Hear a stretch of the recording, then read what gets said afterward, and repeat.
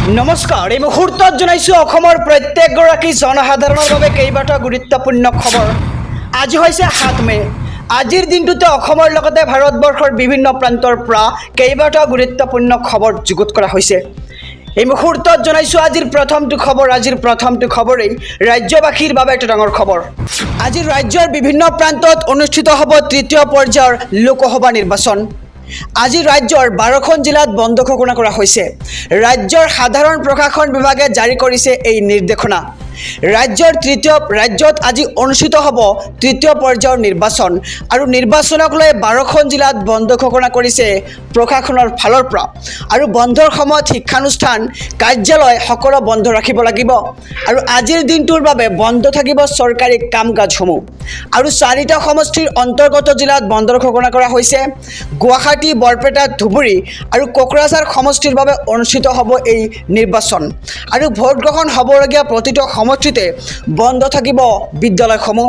নলবাৰী, বৰপেটা, কামৰূপ গ্ৰাম্য, কামৰূপ মেট্ৰ', গোৱালপাৰা, বৰপেটা, বঙাইগাঁও, চিৰাং, বাক্সা, ধুবুৰী, দক্ষিণ শালমাৰা আদি জিলাত এই বন্ধ ঘোষণা কৰা হৈছে।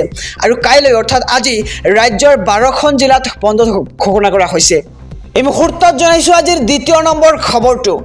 আজি হৈছে তৃতীয় পৰ্যায়ৰ লোকসভা নিৰ্বাচন আৰু লোকসভা নিৰ্বাচনৰ লগত সংগতি ৰাখি নিৰ্বাচন আয়োগে ভোটাৰ ৰাইজলৈ দিছে কেইবাটাও জৰুৰী নিৰ্দেশনা। আহক সবিশেষ জানি লওঁ নিৰ্বাচনী আয়োগে কি নিৰ্দেশনা জাৰি কৰিছে ভোটাৰ ৰাইজৰ বাবে। ভোটাৰ ৰাইজৰ বাবে আহি পৰিছে গুৰুত্বপূৰ্ণ খবৰ। নিৰ্বাচনী আয়োগে দিছে জৰুৰী নিৰ্দেশনা। ভোটদানৰ বাবে যাওঁতে ৰাইজে এই নিয়মকেইটা মানি চলিব লাগিব আৰু ভোটাৰৰ নাম ক্ৰমিক নম্বৰ BL-ৰ সৈতে প্ৰথমে পৰীক্ষা কৰিব লাগিব আপুনি আৰু ভোটদানৰ বাবে নিৰ্দিষ্ট শাৰীতে আপুনি থিয় দিয়ক আৰু এবাৰত এজন ভোটাৰকহে প্ৰৱেশ কৰিবলৈ দিয়া হ'ব অনুমতি। প্ৰতিগৰাকী ভোটাৰে ভোটাৰ কাৰ্ডখন লগত ৰখাটো বাধ্যতামূলক কৰি দিছে নিৰ্বাচনী আয়োগে আৰু ভোটাৰ কাৰ্ড নাথাকিলে গ্ৰহণযোগ্য পৰিচয় পত্ৰ আপুনি লগত ৰাখক। ভোট কেন্দ্ৰৰ ভিতৰলৈ মোবাইল ফোন নিয়াত নিষেধাজ্ঞা জাৰি কৰা হৈছে। লগতে ভোট কেন্দ্ৰৰ ভিতৰত আগ্নেয়াস্ত্ৰ নিবলৈ অনুমতি দিয়া নহ'ব আৰু কোনো অকৃতিত্বশীল ব্যক্তিক ভোট কেন্দ্ৰৰ ভিতৰত ফটো বা ভিডিঅ' ল'বলৈ দিয়া নহ'ব বুলি এতিয়া নিৰ্বাচনী আয়োগৰ পৰা দিয়া হৈছে। তাৰ পিছত কোৱা হৈছে ভোট কেন্দ্ৰৰ ভিতৰত ধূমপান নিষেধ আৰু কোনো অভিযোগ থাকিলে আপুনি ফোন কৰক 1950 নম্বৰত।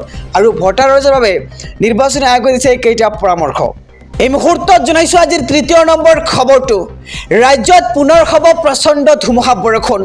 40ৰ পৰা 50 কিলোমিটাৰ গতিবেগত আহিব বতাহ আৰু অহা 10 মেলৈ কেইবাখনো জিলাত হ'ব প্ৰচণ্ড বৰষুণ। বতৰ বিজ্ঞান কেন্দ্ৰই জাৰি কৰিছে সতৰ্কবাণী আৰু কেইবাখনো জিলাত বতৰ বিজ্ঞান কেন্দ্ৰৰ অৰেঞ্জ আৰু য়েল্লো এলাৰ্ট জাৰি। আৰু আজি পুনৰ কোন জিলাত হ'ব বৰষুণ আহক সবিশেষ তালিকাখন চাই লওঁ। কোকৰাঝাৰ, ধুবুৰী, দক্ষিণ শালমাৰা, মানকাচৰ, বঙাইগাঁও, বৰপেটা, বাক্সা, কামৰূপ, নলবাৰী, কামৰূপ মেট্ৰ', মৰিগাঁও, শোণিতপুৰ, বিশ্বনাথকে ধৰি পশ্চিম কাৰ্বি আংলং, হোজাই, কাৰ্বি আংলং, ডিমা হাছাও, গোলাঘাট লগতে লখিমপুৰ, ধেমাজি, যোৰহাট, তিনিচুকীয়া জিলাত হ'ব প্ৰচণ্ড বৰষুণ আগন্তুক 10 মেলৈ।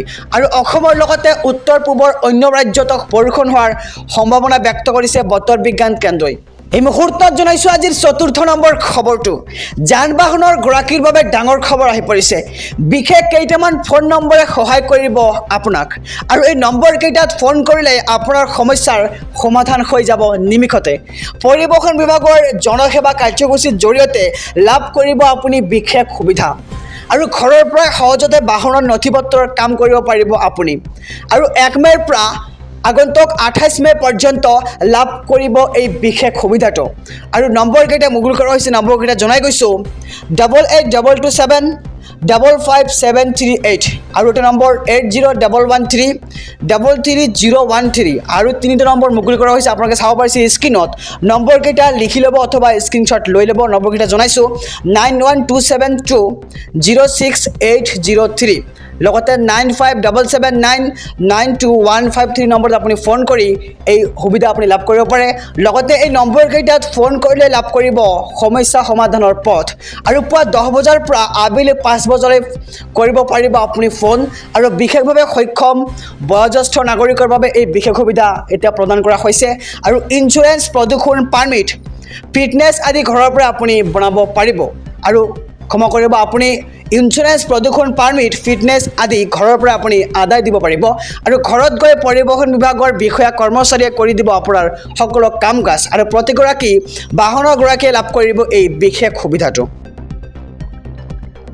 সমগ্ৰ দেশত বলবৎ কৰা হ'ব UCC সমগ্ৰ দেশত UCC আইন কাৰ্যকৰী কৰাৰ পৰিকল্পনা UCC আহিলেই মুছলিম পাৰ্চনেল ল বোৰ্ড নিষিদ্ধ কৰা হ'ব আৰু মুছলিম পাৰ্চনেল ল বোৰ্ড অনুসৰি পাতিব নোৱাৰিব বিয়া আৰু স্বামী বা পত্নীৰ মৃত্যু নোহোৱা পৰ্যন্ত পুনৰ বিয়াত বহিব নোৱাৰিব আৰু প্ৰতিটো ধৰ্মৰ লোকৰ বাবে কাৰ্যকৰী হ'ব এই বিশেষ নিয়ম বিবাহৰ বয়স সকলো ধৰ্মৰ বাবে সমান হ'ব আৰু সংবিধান সভাৰ আদেশ অনুসৰিয়ে অনা হ'ব UCC ধৰ্মৰ আধাৰত আইন প্ৰস্তুত কৰা বিপদজনক আৰু সকলো ধৰ্মৰ লোকৰ বাবে দেশত এখনেই আইন হ'ব বুলি এতিয়া মন্তব্য কৰা হৈছে আৰু দেশৰ কেন্দ্ৰীয় গৃহমন্ত্ৰী অমিত শ্বাহৰ এই বৃহৎ মন্তব্য আৰু সমগ্ৰ দেশতে বলবৎ কৰা হ'ব UCC সমগ্ৰ দেশত UCC আইন কাৰ্যকৰী কৰাৰ পৰিকল্পনা এতিয়া হাতত লোৱা হৈছে আৰু UCC আহিলেই মুছলিম পাৰ্চনেল ল বোৰ্ড নিষিদ্ধ কৰা হ'ব